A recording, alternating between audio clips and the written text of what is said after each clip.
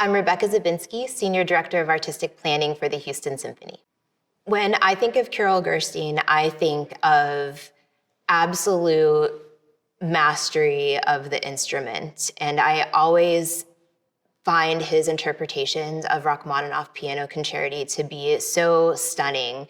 And in my opinion, the Rhapsody on a Theme of Paganini, which is so famous, and you will definitely know parts of it when you hear it, is a piece that showcases an extreme range of a pianist's musical skills and artistry. So we're really looking forward to having Kirill back with the orchestra and with our music director, Uri Valchua, for this spectacular piece.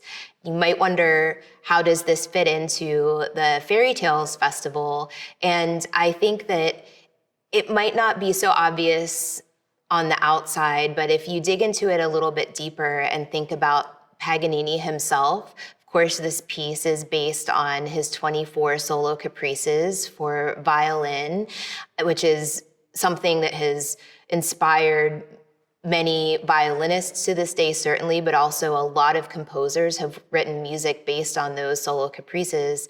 But Paganini himself is a really fantastical character.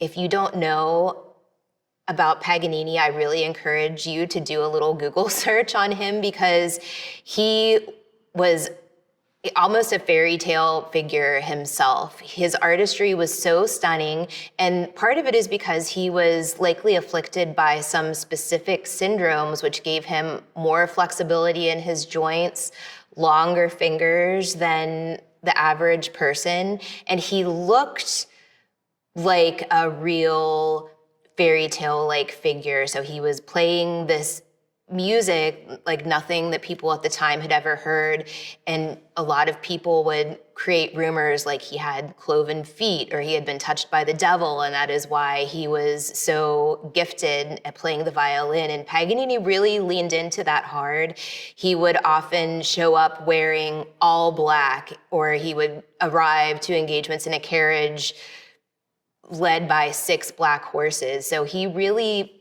wanted to be perceived as sort of this larger than life, almost mythical artist, and it fits so perfectly into the theme of this festival. Also on the program are 2 other fairy tale inspired pieces, Liadov's The Enchanted Lake and Zemlinsky's Die Seejungfrau, or The Mermaid, and that is based on the Hans Christian Andersen fairy tale, which Disney's Little Mermaid was also loosely based on that fairy tale, but the actual fairy tale is much darker and sadder, and it's definitely not a Disney type ending. It is much more creepy, and the music is written for a very large orchestra. It is so lush and so vivid. And an interesting musical history tidbit about Zemlinsky is that when he wrote The Mermaid, his inspiration was likely a bad breakup that he had been going through with a woman named Alma Schindler, who broke up with him because she met who would be her future husband, Gustav Mahler.